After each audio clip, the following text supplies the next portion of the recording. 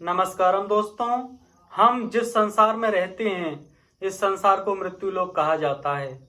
और यदि मृत्यु लोक में ही मृत्यु ना होगी तो फिर मृत्यु कहाँ होगी।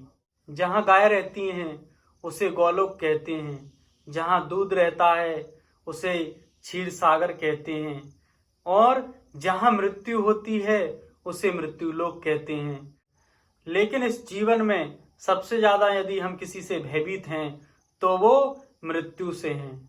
मृत्यु को हम बहुत बड़ी घटना मानते हैं, लेकिन हमारे लिए मृत्यु एक बड़ी घटना हो सकती है क्योंकि हमारी नजरें बहुत कम देख सकती हैं और सृष्टि के ऐसे बहुत सारे आयाम हैं जिन्हें हमारी नजरें नहीं देख सकती हैं। नजरें रूप देख सकती हैं, लेकिन यदि हमें इस सृष्टि के बहुत सारे आयाम देखने हैं तो हमें अपना स्वरूप देखना होगा।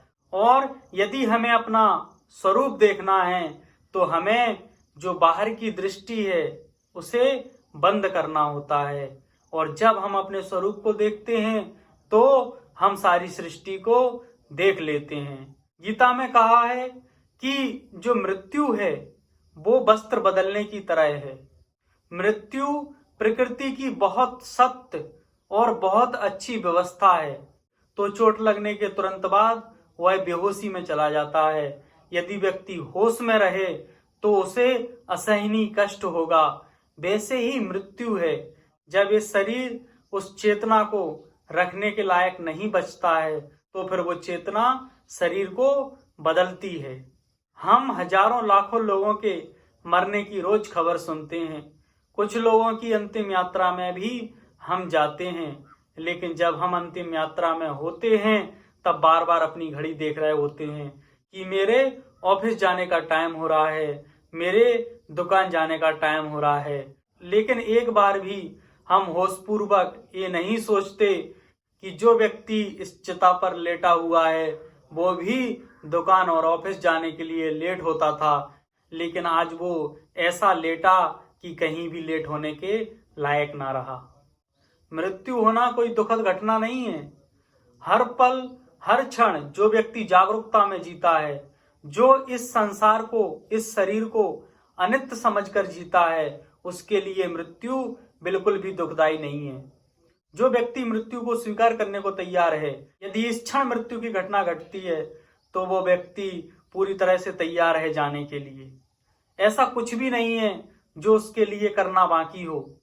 और जो व्यक्ति इस तरह से जीवन को जीता है कि कभी भी मृत्यु की घटना घट जाए, उसके लिए कुछ भी ऐसा नहीं है जो करना बाकी हो, तो उस व्यक्ति के भीतर से मृत्यु का भय समाप्त होने लगता है।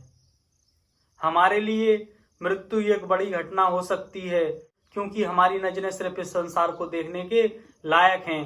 जब इस संसार के परे हम देखने लगते हैं तो हमारे लिए जो दुखद लगता था वही एक उत्सव हो जाता है। इसलिए इस संसार को अनित्य समझकर जो जीने लगता है वह इस संसार से मुक्त होने लगता है। और सही मायने में मुक्त वही व्यक्ति है जो मृत्यु से भयभीत नहीं है। वो व्यक्ति बंधन में है जो मृत्यु को टालना चाहता है, जिसे इस संसार में कुछ करना बाकी है। जब बीमार होता है तो डॉक्टर से कहता है चाहे 10,000 का चाहे 20,000 का इंजेक्शन लगाओ, लेकिन जीवन के कुछ और क्षण मुझे मिल जाएं। ऐसा व्यक्ति बहुत दुखी होता है। लेकिन जो व्यक्ति हंसते हंसते मृत्यु को गले लगाने को तैयार हो, वो व्यक्ति हमेशा आनंद में, हमेशा मुक्त और हमेशा सुखी रहता है। धन्यवाद।